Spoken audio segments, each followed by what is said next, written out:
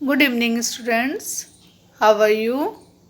Hope you all are fine. Students, home science में हम आज चैप्टर 8 पर्यावरण व प्रदूषण का जनजीवन पर प्रभाव पढ़ना शुरू करेंगे। तो इसमें बच्चों सबसे पहले हम पढ़ेंगे प्रस्तावना। हमारे चारों ओर का जो वातावरण है वो पर्यावरण कहलाता है ना। और बच्चों आज के युग में पर्यावरण का जीवन में मुख्य योगदान है।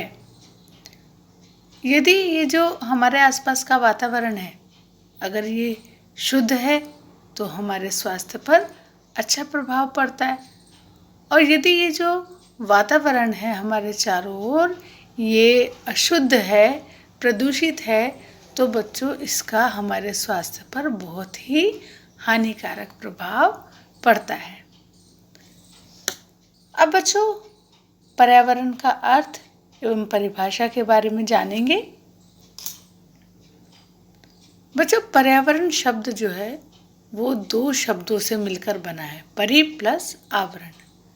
पर्यावरण, परि का अर्थ होता है बच्चों चारों ओर और आवरण का अर्थ होता है ढके हुए या घेरे हुए। इस प्रकार बच्चों पर्यावरण का अर्थ हुआ चारों ओर से घेरे हुए, अर्थात वो सभी दशाएं जो मनुष्य के अस्तित्व के लिए आवश्यक हैं तथा उसे चारों ओर से घेरे हुए हैं, वो उसका पर्यावरण कहलाता है। ये देखिएगा बच्चों कुछ पर्यावरण की परिभाषाएं दी गई हैं। सबसे पहले तो जिस्ट बर्ड की हम परिभाषा पढ़ेंगे।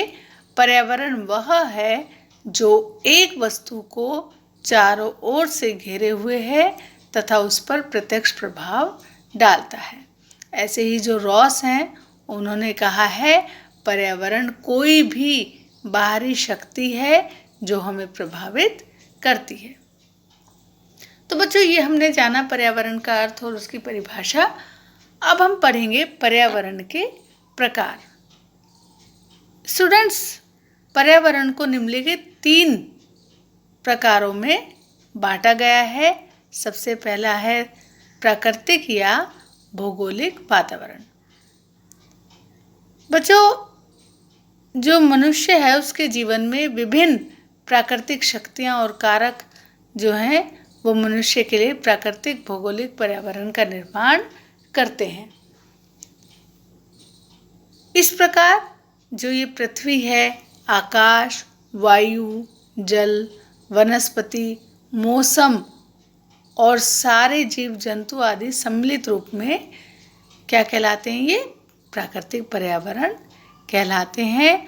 और बच्चों वास्तव में जनजीवन पर, हमारे जीवन पर सबसे अधिक प्रभाव प्राकृतिक पर्यावरण का ही पड़ता है। दूसरा है बच्चों सामाजिक पर्यावरण। बच्चों मनुष्य एक साधारण प्राणी नहीं है बल्कि वो एक सामाजिक प्राणी है।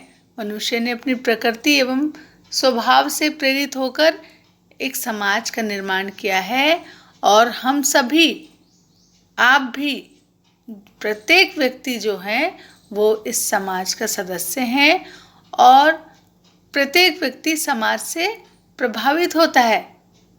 समाज संबंधी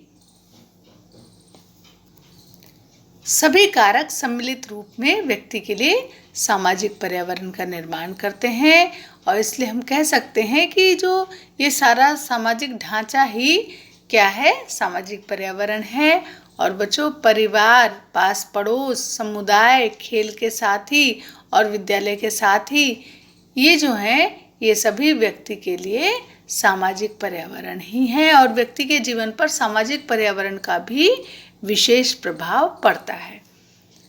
तीसरा है सांस्कृतिक पर्यावरण।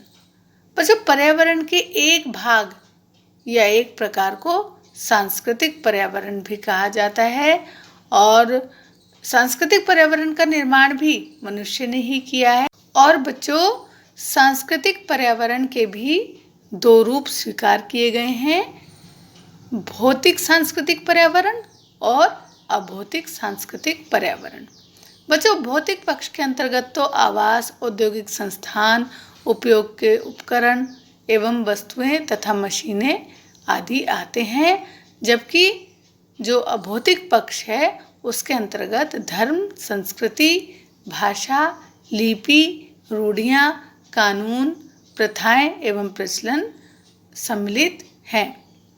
अब बच्चों पर्यावरण से लाभ, पर्यावरण से बच्चों निम्नलिखित लाभ हैं। सबसे पहला तो शुद्ध जल के द्वारा मानव का स्वास्थ्य ठीक रहता है और हमारे जीवन का जो मुख्य आधार है वो बच्चों शुद्ध वायु है, जो हमें शुद्ध पर्यावरण से प्राप्त होती है ना।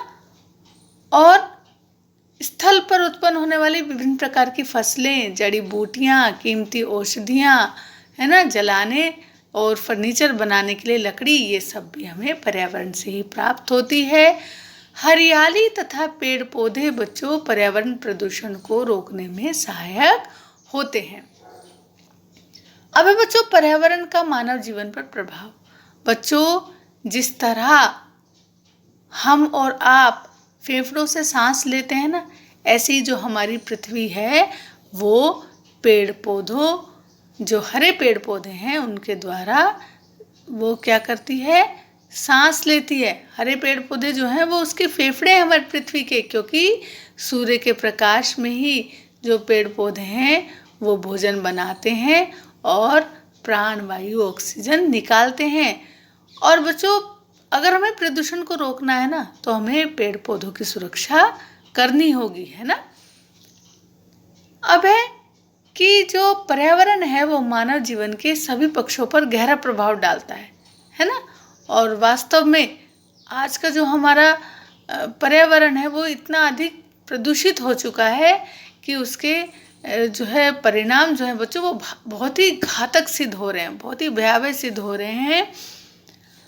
वर्तमान समय में जनसंख्या की निरंतर वृद्धि, वायु, जल, मृदा और ध्वनि प्रदूषण, कारखानों की चिमनियों से निकलने वाले धुएं, धूल और हानिकारक गैसें जो हैं वो मानवीय हानिकारक गैस आदि जो मानवीय आवश्यकताएं हैं वो हमारे पर्यावरण को बहुत ही दूषित कर रही हैं, है ना।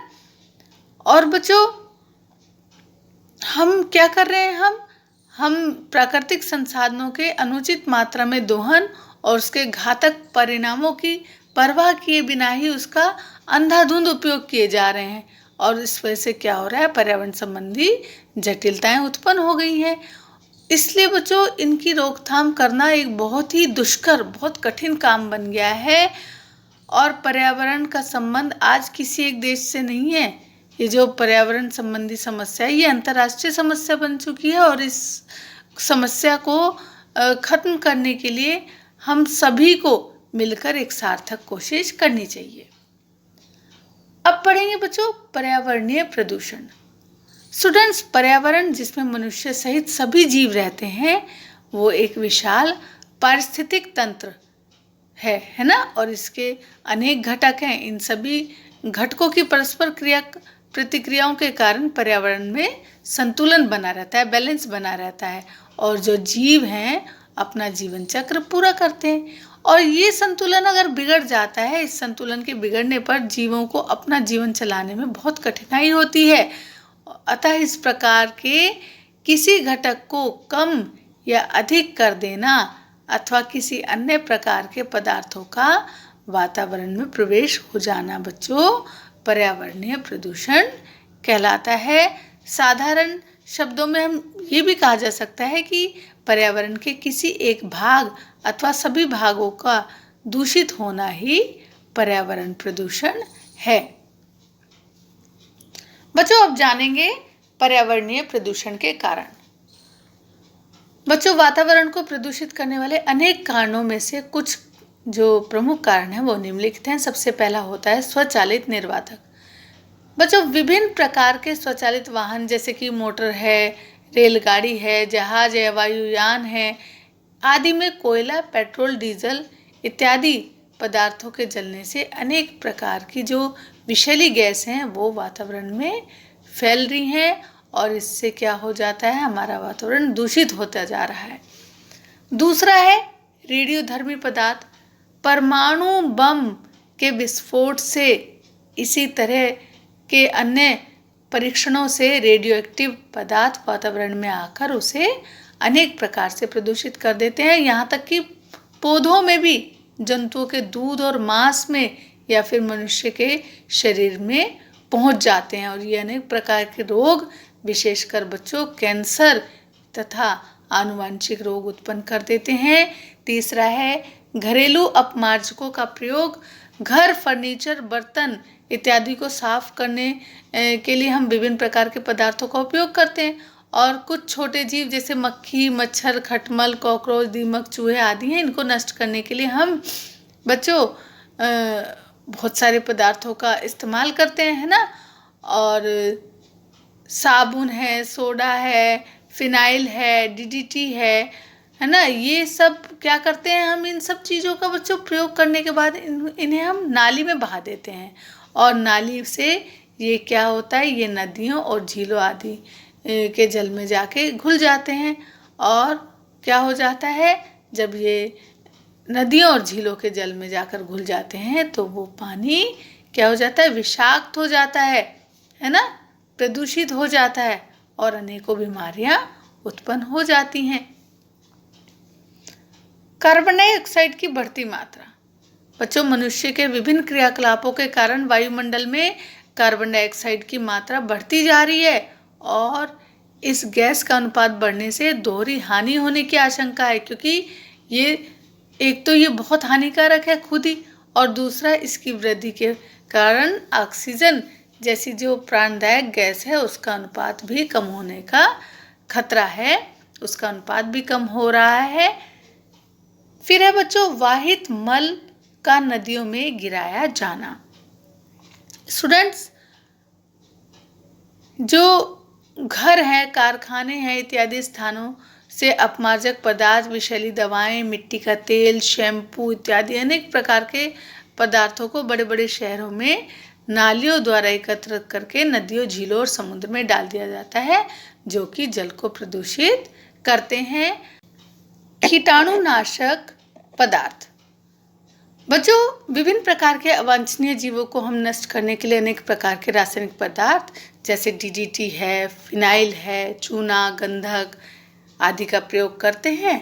और ये जो अवांछित रूप से ये क्या करते हैं, ये पदार्थ ये भूमि, वायु, जल आदि में इकट्ठे होकर उन स्थानों को प्रदूषित कर देते हैं और यहाँ से वो पौधों, भोजन, फलों इत्यादि के द्वारा जंतु और मनुष्य के शरीर में पहुंच जाते हैं।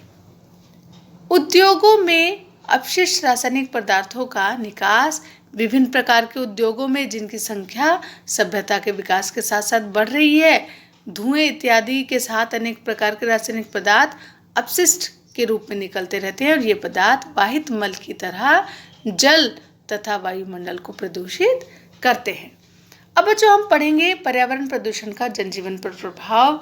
बच्चों, पर्यावरण प्रदूषण का हमारे जीवन पर बहुत ही बुरा प्रभाव पड़ रहा है ना। सबसे पहले तो पर्यावरण प्रदूषण का जन स्वास्थ्य पर प्रभाव।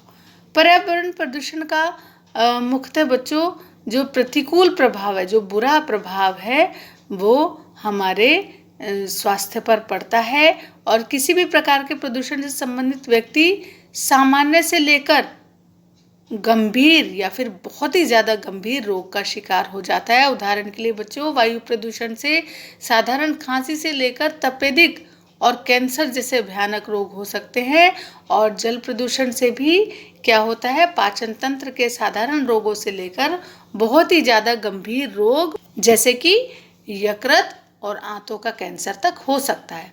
और इसी तरह बच्चों, जो ध्वनि प्रदूषण है उससे लोग साधारण चिड़चिड़ाहट से लेकर हृदय रोग और हाई ब्लड प्रेशर और पूरी तरह से बहरापन तक के शिकार हो सकते हैं। दूसरा है पर्यावरण प्रदूषण का आर्थिक जीवन पर प्रभाव। पर्यावरण प्रदूषण का गंभीर जो प्रतिकूल प्रभाव है, जो बुरा असर है, वो जन सामान्य की आर्थिक गतिविधियों पर भी पड़ रहा है, आर्थिक जीवन पर भी पड़ता है। और क्या है बच्चों कि जो पर्यावरण प्रदूषण के प्रभाव से व्यक्ति की कार्य क्षमता घट जाती है और उसकी उत्पादक की दर घटती है, इससे आय भी घटने लगती है। इसके अतिरिक्त बच्चों, जब व्यक्ति बीमार होता है तो उसे अपने बीमारियों से बचाव के लिए बहुत ज़्यादा खर्च करना पड़ता है पैसा, और इसके परिणाम स्वरूप भी क्या होता है, व्यक्ति की आर्थिक स्थिति बिगड़ जाती है। तीसरा है पर्यावरण प्रदूषण का जनसामान्य की कार्य क्षमता पर प्रभाव। निश्चित रूप से पर्यावरण प्रदूषण का बुरा प्रभाव जनसामान्य की कार्य क्षमता पर भी पड़ता है। प्रदूषित वातावरण में व्यक्ति पूर्ण रूप से स्वस्थ नहीं रह पाता और उसकी चुस्ती और स्फूर्ति घट जाती है। इस स्थिति में व्यक्ति की कार्य क्षमता भी घट जाती है। बच्चों, आज हम इतना ही पढ़ेंगे। आप सभी बच्चे होमवर्क नोट करेंगे। स्टूडेंट्स, होमवर्क से आपको ये जो बहुविकल्पीय प्रश्न है, ये जो रिक्त स्थान है और ये जो बहुविकल्पीय प्रश्न है, इनको आपको अपनी बुक में ही फिल करना है। ठीक है, तो चलिए बच्चों, फिर मिलते हैं नेक्स्ट क्लास में। तब तक के लिए take care and bye bye.